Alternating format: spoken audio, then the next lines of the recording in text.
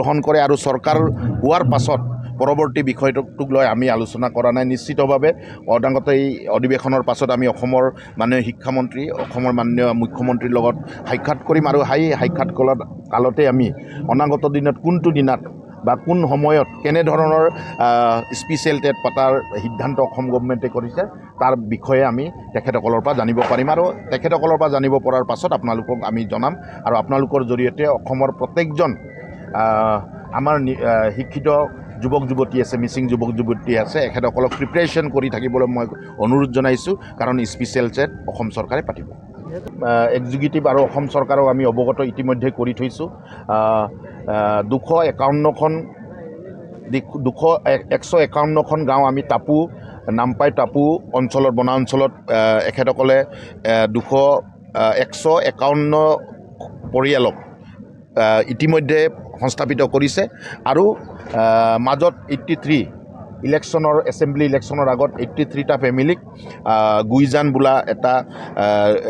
PGR অঞ্চলত ডিৰিজাৰ্ভ কৰি মেলি তাতো পুনৰ সংস্থাপিত কৰাৰ কথা গভৰ্ণমেণ্টে ঘোষণা কৰি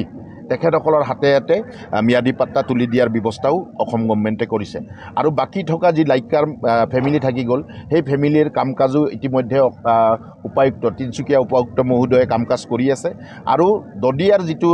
আমাৰ ফেমিলি আছে সেই দদিয়াৰ ফেমিলিসকলক ক'ত সংস্থাপিত কৰিব তাৰ কাৰণে ডিব্ৰুগড় উপায়ুক্ত মহোদয়ে আৰু বিভাগীয় ডিপাৰ্টমেণ্টসকলে আলোচনা অব্যাহত ৰাখিছে আৰু আমি জনামতে আমি যিমান দূৰ আমাৰ অৱগত মোৰ যিমান দূৰ আমাৰ TMPKৰ অৱগত সেই কামো অনাগত 3 মাহৰ ভিতৰত সম্পূৰ্ণৰ দিশে আগবাঢ়িব। মই আপোনালোকৰ জৰিয়তে লাইকা দদিয়াবাসী আৰু মিচিং সমাজখনক বা প্ৰত্যেকজন অসমৰ ৰাইজক অৱগত কৰিব বিচাৰিছোঁ যে TMPK অসম চৰকাৰৰ লগত আলোচনা কৰি বিভাগীয় ডিপাৰ্টমেণ্টসকলৰ লগত আলোচনা কৰি লাইকা দদিয়াৰ পুনৰ সংস্থাপনৰ কাম অহা 3-4 মাহৰ ভিতৰত আমি সম্পূৰ্ণ কৰিম। যিহেতু ট্ৰাইবেল বেল্ট এণ্ড ব্লক এৰিয়াত যথেষ্টখিনি চৰকাৰী ভূমি বৰ্তমান কিন্তু কিছু লোকে অবৈধভাৱে দখল কৰি ৰাখিছে, এই অবৈধকাৰী দখলৰ উচ্ছেদৰ কাৰণে এই সভাত কিবা আলোচনা কৰিব? আমি অবৈধ বাংলাদেশী বিৰোধী আমি TMPK সদায় কৈ আছোঁ, অবৈধভাৱে আমাৰ অঞ্চল কোনো মানুহে দখল কৰিব, এইটো ট্ৰাইবেল বেল্ট এণ্ড ব্লকটোতো দখল কৰিব নোৱাৰি। আমি আপোনালোকক অলপ আগতে জনাইছোঁ যে আমাৰ অঞ্চল যিটো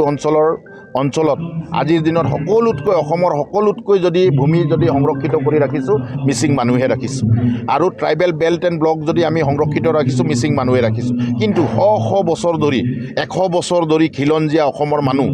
চুতীয়া আহোম কোচ ৰাজবংশীৰ পৰা আৰম্ভ কৰি গোৰ্খাৰ পৰা আৰম্ভ কৰি এখেতসকলে 50-100 বছৰ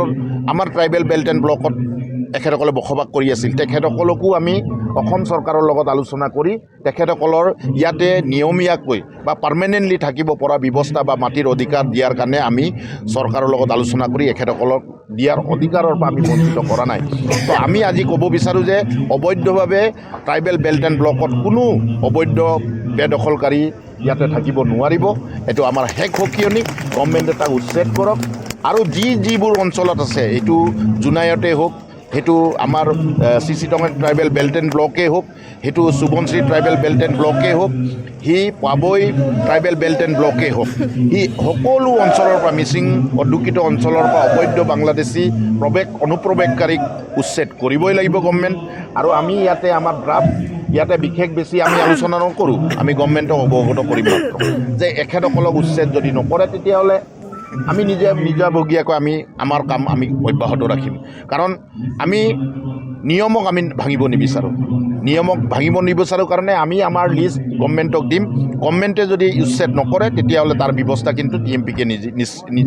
নিজাববীয়াকৈ লোৱা আমি সিদ্ধান্ত গ্ৰহণ কৰিম।